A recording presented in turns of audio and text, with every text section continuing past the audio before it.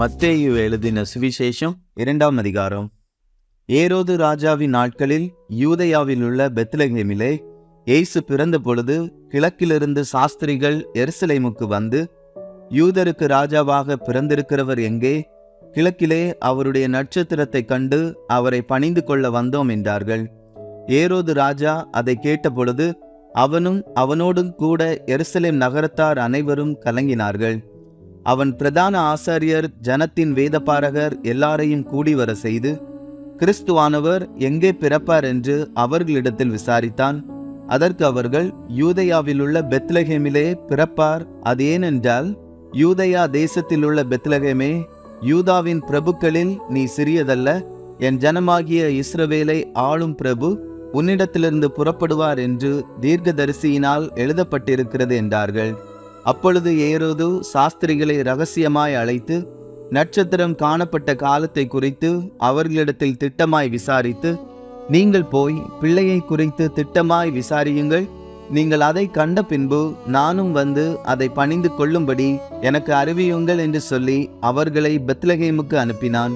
ராஜா சொன்னதை அவர்கள் கேட்டு போகையில், இதோ அவர்கள் கிழக்கிலே கண்ட நட்சத்திரம் பிள்ளை இருந்த ஸ்தலத்திற்கு மேல் வந்து நிற்கும் வரைக்கும் அவர்களுக்கு முன் சென்றது. அவர்கள் அந்த நட்சத்திரத்தை கண்டபோது மிகுந்த ஆனந்த சந்தோஷம் அடைந்தார்கள். அவர்கள் அந்த வீட்டுக்குள் பிரவேசித்து பிள்ளையையும் அதன் தாயாகிய மரியாளையும் கண்டு சாஷ்டாங்கமாய் விழுந்து அதை பணிந்து கொண்டு தங்கள் பொக்கிஷங்களை திறந்து பொன்னையும் தூப வர்க்கத்தையும் வெள்ளை போலத்தையும் அதற்கு காணிக்கையாக வைத்தார்கள். பின்பு அவர்கள் ஏரோதின் இடத்திற்கு திரும்பி போக வேண்டாம் என்று சொப்பனத்தில் தேவனால் எச்சரிக்கப்பட்டு வேறு வழியாய் தங்கள் தேசத்திற்கு திரும்பி போனார்கள். அவர்கள் போன பின்பு கர்த்தருடைய தூதன் சொப்பனத்தில் யோசேப்புக்கு காணப்பட்டு, ஏரோது பிள்ளையை கொலை செய்ய தேடுவான், ஆதலால் நீ எழுந்து பிள்ளையையும் அதன் தாயையும் கூட்டிக் கொண்டு எகிப்துக்கு ஓடிப்போய் நான் உனக்கு சொல்லும் வரைக்கும் அங்கே இரு என்றான்.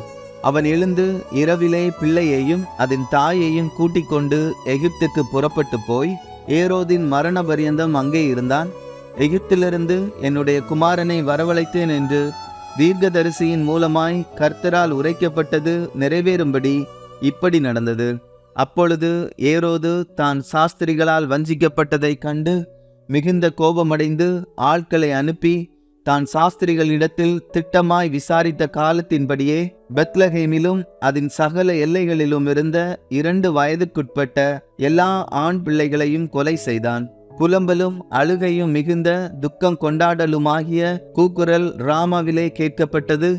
ராகேல் தன் பிள்ளைகளுக்காக அழுது அவைகள் இல்லாதபடியால் ஆறுதல் அடையாதிருக்கிறாள் என்று எரேமியா தீர்க்கதரிசியினால் உரைக்கப்பட்டது அப்பொழுது நிறைவேறிற்று. ஏரோது இறந்த பின்பு கர்த்தருடைய தூதன் எகிப்திலே யோசேப்புக்கு சொப்பனத்தில் காணப்பட்டு, நீ எழுந்து பிள்ளையையும் அதன் தாயையும் கூட்டிக் கொண்டு இஸ்ரவேல் தேசத்துக்கு போ, பிள்ளையின் பிராணனை வாங்க தேடினவர்கள் இறந்து போனார்கள் என்றான். அவன் எழுந்து பிள்ளையையும் அதன் தாயையும் கூட்டிக் கொண்டு இஸ்ரவேல் தேசத்துக்கு வந்தான். ஆகிலும் அர்க்கெலாயு தன் தகப்பனாகிய ஏரோதின் பட்டத்துக்கு வந்து யூதேயாவில் அரசாளுகிறான் என்று கேள்விப்பட்டு அங்கே போக பயந்தான்.